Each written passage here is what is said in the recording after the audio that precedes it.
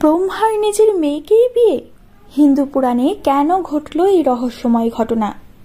এই ব্রহ্মাণ্ডে প্রথম যে সম্পর্ক জন্মে নিয়েছিল তা কি ছিল প্রেম নাকি ঈশ্বরীয় আকর্ষণ? হিন্দু পুরাণে এক গভীর রহস্য ঘেরা কাহিনী, যেখানে একজন দেবতা নিজের মানুষ কন্যার প্রতি আকৃষ্ট হন। তিনি সৃষ্টিকর্তা ব্রহ্মা, আর সেই কন্যা হলেন জ্ঞানের দেবী সরস্বতী। তবে প্রশ্ন জাগে, সত্যিই কি তিনি তার মেয়েকে বিয়ে করেছিলেন, নাকি এর পেছনে লুকিয়ে আছে এক গূঢ় আধ্যাত্মিক সত্য যা আমাদের চোখে পড়ে না? আজ আমরা এই রহস্য উদ্ঘাটন করব ধাপে ধাপে, জ্যোতিষ, তত্ত্ব, পুরাণ আর দর্শনের আলোকে। পুরাণ বলে সৃষ্টির শুরুতে শুধু ছিল ব্রহ্মা, তিনি একা, চারিদিকে ছিল শুধু শূন্যতা। তখন তিনি সিদ্ধান্ত নেন সৃষ্টি করবেন এই বিশ্ব, তবে সৃষ্টির আগে চাই জ্ঞানের শক্তি। এই প্রজ্ঞা থেকেই জন্ম নেন সরস্বতী।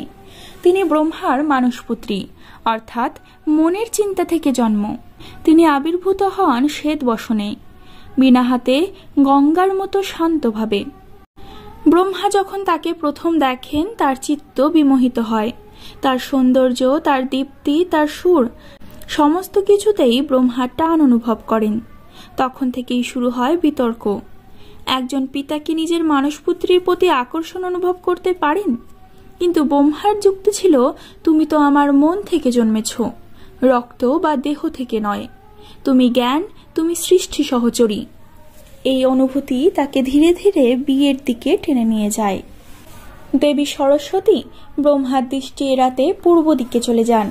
ব্রহ্মা তখন তার মুখ ঘোরান পূর্ব দিকে। তিনি আবার চলে যান দক্ষিণ দিকে, পশ্চিম দিকে, উত্তর দিকে।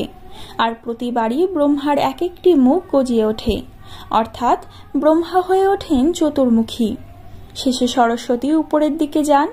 ব্রহ্মা তখন উপরমুখী পঞ্চম মুখ গঠন করেন। এই দৃশ্য দেখে দেবতারা বিস্মিত।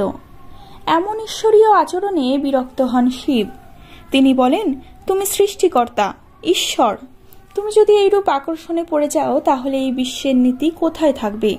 এরপর শিব তার তৃতীয় নয়নে আগুন বর্ষণ করে ব্রহ্মার পঞ্চম মুখ ধ্বংস করে দেন। এই ঘটনা মানুষকে শেখায় ইচ্ছা সংযম, আত্মনিয়ন্ত্রণ আর নৈতিকতা রক্ষা করা ঈশ্বরীয় গুণ। শিবের সতর্কতার পরও ব্রহ্মা ও সরস্বতীর মধ্যে এক আধ্যাত্মিক মিলন ঘটে। তারা বিবাহ সূত্রে আবদ্ধ হন, কিন্তু তা আমাদের মতো দেহজ প্রেম নয়, বরং পুরুষ ও প্রজ্ঞার মিলন। হিন্দু দর্শন বলে, সৃষ্টি তখনই সম্ভব যখন পুরুষ শক্তি ও জ্ঞান শক্তি মিলিত হয়। ব্রহ্মা ছিলেন কর্মশক্তি, সরস্বতী ছিলেন জ্ঞানের প্রবাহ। এই দুটি একত্র হয়ে সৃষ্টি করল বিশ্ব, বেদ, শব্দ, ভাষা ও বুদ্ধি। তাদের বিয়ে আমাদের শেখায়, জ্ঞান ছাড়া সৃষ্টিশীলতা অন্ধ, আর কর্ম ছাড়া জ্ঞান নিষ্ক্রিয়। এখানে একটি গভীর প্রশ্ন আসে, সরস্বতী কি সত্যিই ব্রহ্মার স্ত্রী, নাকি তিনি সেই চেতনার প্রতীক যা সৃষ্টিকে অর্থ দেয়? ব্রহ্মা যখন সরস্বতীকে হৃদয়ে স্থান দিলেন, তখন সৃষ্টি পেল স্বর, ভাষা পেল উচ্চারণ, জীবন পেল সাংস্কৃতিক গভীরতা। বিবাহ তাই একটি বাহ্যিক রূপ, আসলে এটি অন্তর্জগতে পুরুষ ও স্ত্রীর মধ্যে একাত্মতার প্রতীক। আজকের সমাজে আমরা যদি দেখি, পিতা ও কন্যার বিবাহ একেবারেই অনৈতিক। তবে হিন্দু পুরাণকে কখনোই আক্ষরিক অর্থে বিচার করা উচিত নয়। পুরাণ হল রূপকের ভাষা। এই কাহিনীতে পিতা ও কন্যা বলতে বোঝানো হয়েছে সৃষ্টিকারী ও সৃষ্টি সহায়িনী, যেখানে প্রেম, বিয়ে, আকর্ষণ সবই আধ্যাত্মিক শক্তির প্রকাশ।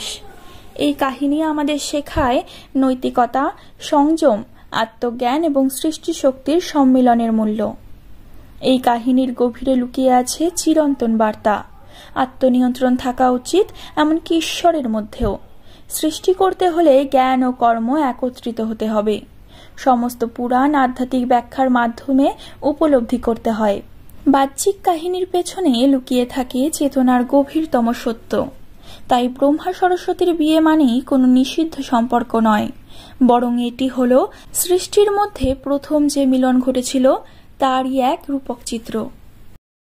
বন্ধুরা, আজকের এই কাহিনী যদি আপনাদের নতুনভাবে ভাবতে শিখিয়ে থাকে, তবে এই ভিডিওটি অন্যদের সঙ্গে শেয়ার করুন। পুরাণে এমন আরও কত অজানা তথ্য রয়েছে যা একেবারেই আজকের দিনের প্রাসঙ্গিক সত্য হয়ে দাঁড়ায়। কমেন্টে লিখে জানান এই কাহিনীকে আপনি কিভাবে ভাবছেন। সত্যিই কি কোনো নিষিদ্ধ সম্পর্ক, নাকি একটা সৃষ্টির বার্তা দিচ্ছে এই কাহিনী? কমেন্ট করুন আপনার মতামত। পরবর্তীকালে হিন্দু পুরাণের আরও একটি নতুন গল্পের সাথে আপনাদের সামনে হাজির হব।